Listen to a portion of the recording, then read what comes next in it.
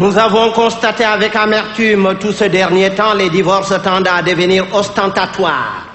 Les hommes divorcent d'avec leurs femmes comme si c'était d'abandonner leurs vieilles chaussettes. Et les femmes divorcent d'avec leurs maris comme si c'était d'abandonner leurs vieux soutiens-gorge. Et c'est les enfants qui en souffrent.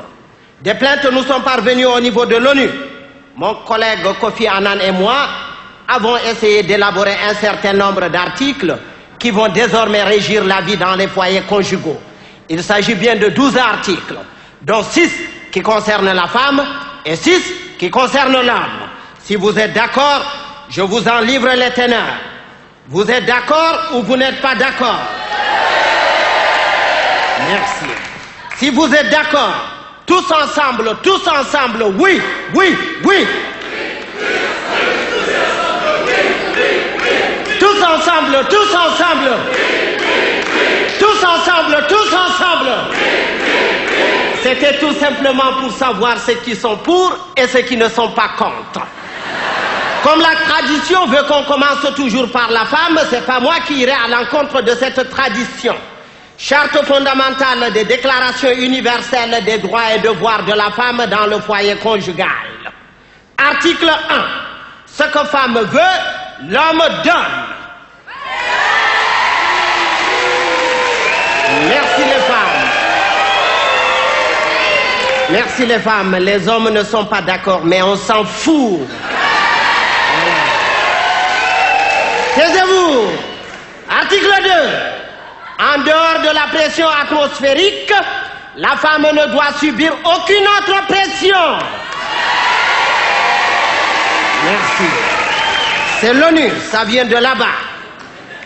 Article 3. Le mari, quant à lui, ne doit jamais refuser de conjuguer la conjugaison conjugale, quelles que soient les circonstances de cause, de lieu, de manière et de temps. Matin, midi et soir. Le soir avec prorogation jusqu'au matin. S'il saute une séance, venez nous voir. Merci. Article 4. Le mari, le matin en sortant pour le boulot, après avoir fait la vaisselle, doit descendre avec lui tous les sacs de poubelle. Merci les femmes. On s'en fout. Article 5. Ayant constaté que tous les hommes sont comme des melons, c'est-à-dire pour tomber sur les bons, il faut en avoir tâté plusieurs, la femme doit disposer de cette large liberté d'aller tâter. Voilà. Ça vient de là-bas, c'est l'ONU. Article 6. En dépit de tout ce qui a été dit, si elle le sent, la femme peut devoir respect et fidélité à son mari. Merci. Voilà. Comme nous venons de lire les articles des femmes, il faut bien qu'on lise aussi les articles des hommes. Parce que quand même, il faut être à deux pour faire n'importe quoi. Voilà. Charte fondamentale des déclarations universelles des droits et devoirs de l'homme dans le foyer conjugal. Article 1. Le mari a toujours raison. Merci.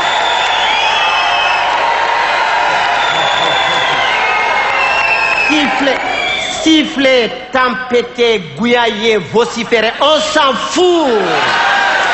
Voilà. C'est l'ONU, ça vient de là-bas. Voilà. Article 2. Quelles que soient ces urgences, la femme ne saurait se rendre au bureau de son mari sans l'avoir prévenu 48 heures avant. Merci les hommes. Voilà. Article 3.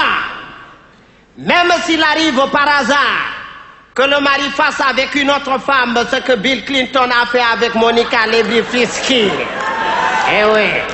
Et qu'à la suite de cette découverte, la femme perd son contrôle au point de péter les plombs. Le mari, devant cette situation honteuse, ne trouve pas de raison valable de justification pour couper court ou pour la contraindre à la sagesse. Il lui casse copieusement la gueule à sa femme. Ce qui peut arriver. arriver de temps en temps. Merci. Taisez-vous. Taisez-vous. C'est l'ONU. Et l'ONU n'a jamais tué sans raison.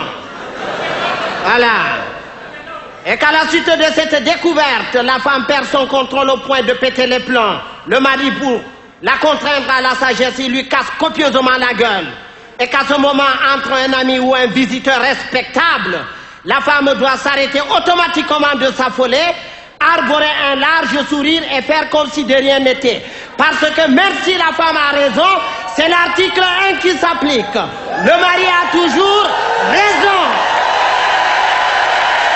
Merci. Article 4. Si le mari est en forme, la femme doit automatiquement être en Formule 1. Si le mari a la grippe, la femme doit choper une crève chronique. Et si le mari a la pêche, la femme doit avoir une pêche d'enfer. Sinon, le mari est autorisé d'aller pêcher ailleurs. Merci. C'est l'ONU, ça vient de là-bas. Alors, c'est pas moi. Article 5.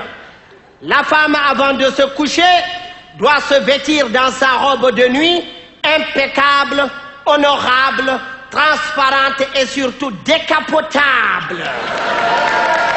Voilà. Merci, les hommes. Article 6. En dépit de tout ce qui a été dit, le mari doit respect et fidélité à vie à sa femme. Ce respect et cette fidélité doivent se manifester par la régularité, la ponctualité et l'efficacité dans la conjugaison conjugale. Point de mari efficace, valable, sans conjugaison conjugale régulière, efficace et surtout vitamineuse.